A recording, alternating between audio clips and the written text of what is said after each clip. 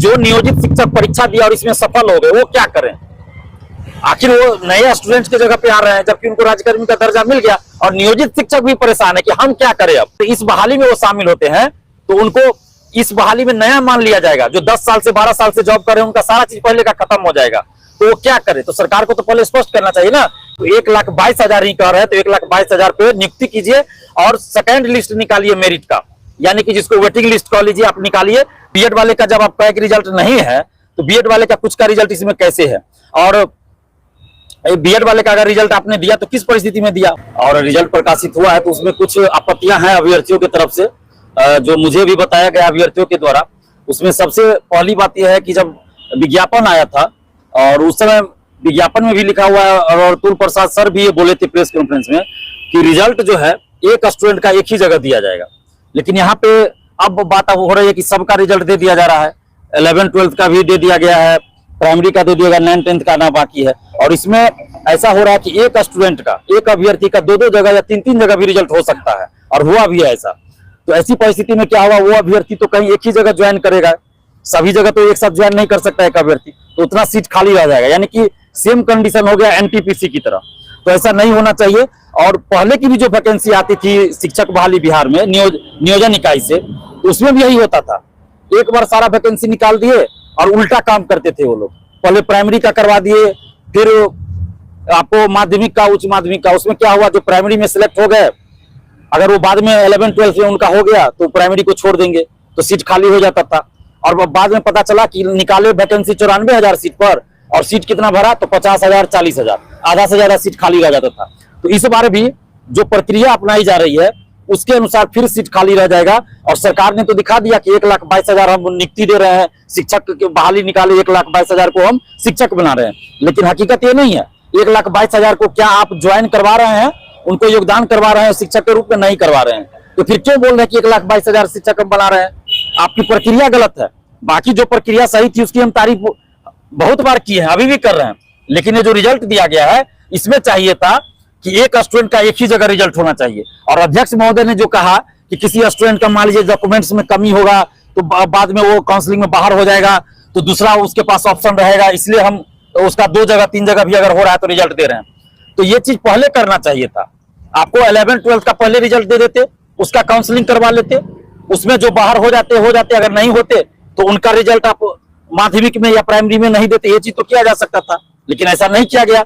और पता नहीं नीतीश कुमार जी को क्या हड़बड़ी है कि एकदम 2 नवंबर को एकदम नियुक्ति पत्र गांधी मैदान में दे ही देना है, और उस हड़बड़ी में रिजल्ट को एकदम जल्दी से जल्दी जारी करवाने की हड़बड़ी दिखाई गई, और इसके चलते ये सब वापो की स्थिति हुई और ये सब हो रहा है। लगता है जैसे 2 नवंबर के बाद नीतीश कुमार जी विधानसभा भंग करेंगे और लोकसभा और विधानसभा चुनाव साथ में लड़ने वाले हैं। हो सकता है कहीं गठबंधन बदलने वाले हो सकता है ऐसा हो। नहीं तो इतनी हड़बड़ी क्यों दिखाई जा रही है भाई?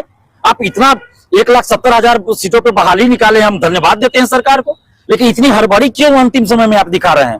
थोड़ा समय लेते, आराम से रिजल्ट निकालते, काउंसलिंग एक का करवा लेते, फिर दूसरे का निकालते रिजल्ट, फिर उसका काउंसलिंग करवाते, तो ऐसी परिस्थिति में क्या होता, सीट खाली नहीं रहता। और दूसरी बात कि इसमें जैसे अपियरिंग में फॉर्म भराया गया था तो बहुत सारे अभ्यर्थी, जैसे यहाँ पे बीएससी भी डीएलएड का रिजल्ट दे दिया, उसका मार्कशीट नहीं जारी हुआ है, शायद ऑनलाइन जारी हो गया, कॉलेज सब में नहीं आया है। तो उसके लिए आप क्या कीजिएगा?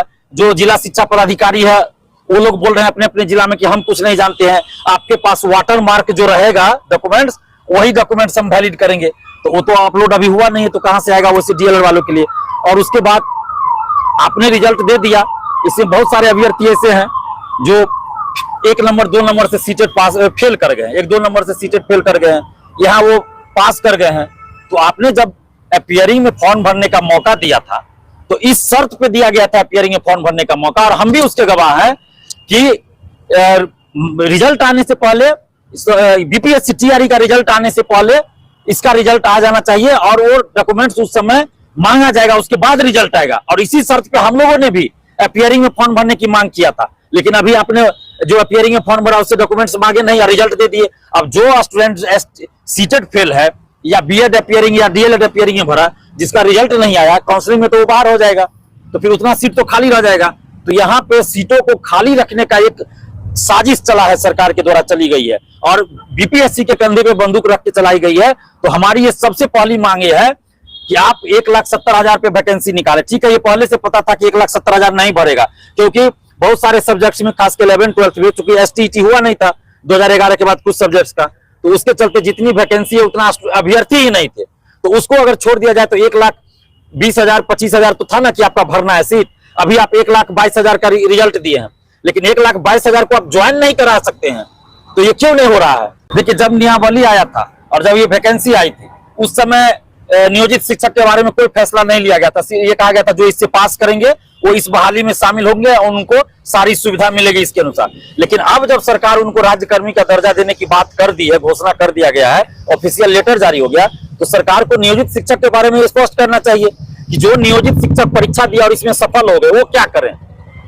आखिर वो नए स्टूडेंट्स की जगह पे आ रहे हैं, जबकि उनको राज्यकर्मी का दर्जा मिल गया और नियोजित शिक्षक भी परेशान है कि हम क्या करें अब, क्योंकि अगर इस बहाली में वो शामिल होते हैं तो उनको इस बहाली में नया मान लिया जाएगा। जो 10 साल से 12 साल से जॉब कर रहे हैं उनका सारा चीज पहले का खत्म हो जाएगा, तो वो क्या करे। तो सरकार को तो पहले स्पष्ट करना चाहिए ना कि जो नियोजित शिक्षक है वो इसमें नहीं आवे, उनके जगह पे इनको देना चाहिए। फ्रेश स्टूडेंट जो नए अभ्यर्थी उनको मौका देना चाहिए था, उनका रिजल्ट दिया जाना चाहिए। तो अभी भी हम ये मांग कर रहे हैं सरकार से कि आप 1,22,000 ही कह रहे हैं तो 1,22,000 पे नियुक्ति कीजिए और सेकेंड लिस्ट निकालिए मेरिट का, यानी कि जिसको वेटिंग लिस्ट कह लीजिए, आप निकालिए।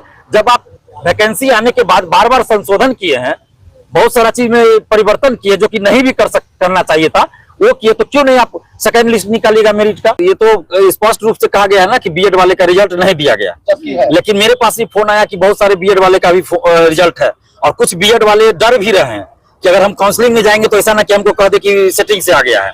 तो ये डर भी बीएड वाले को अब सता रहा है कि हम काउंसलिंग में जाए कि ना जाए। ये तो बीपीएससी को स्पष्ट करना चाहिए कि भाई बीएड वाले का जब आपका एक रिजल्ट नहीं है तो बीएड वाले का कुछ का रिजल्ट इसमें कैसे है, और बीएड वाले का अगर रिजल्ट आपने दिया तो किस परिस्थिति में दिया। हो सकता है कि उसमें से वैसे लोग तो नहीं है जिनका डीएलएड भी है, दोनों है, तो डीएलएड सर्टिफिकेट अपलोड करने की बात कही गई थी, तो ऐसा भी मामला हो सकता है। ये तो आप आयोग जाने, या जो जिनका रिजल्ट है बीएड वाले का वो बता सकते हैं सही। लेकिन हमारे पास भी फोन ऐसा आया है। लेकिन अभी जो हमारी मांग सरकार से है कि 1,22,000 जो आप कह रहे थे, 1,22,000 हमको चाहिए संख्या की स्कूल में वो ज्वाइन करे। ये नहीं कि दिखा दिए कि 1,22,000 बीपीएससी ने रिजल्ट दे दिया, नहीं, आप 1,22,000 पे नियुक्ति कीजिए और उसके लिए सेकंड लिस्ट निकालना हो, थर्ड लिस्ट निकालना हो, आप निकालिए, लेकिन 1,22,000 को ज्वाइन कीजिए। नहीं तो फिर जो आप लोग इतना जो ढिंढोरा पीट रहे हैं ना, सारा मतलब सब पे पानी फिर जाएगा। तो हम तो सरकार से विनती कर रहे हैं कि हमको भी मौका दीजिए कि हम आपकी तारीफ करें।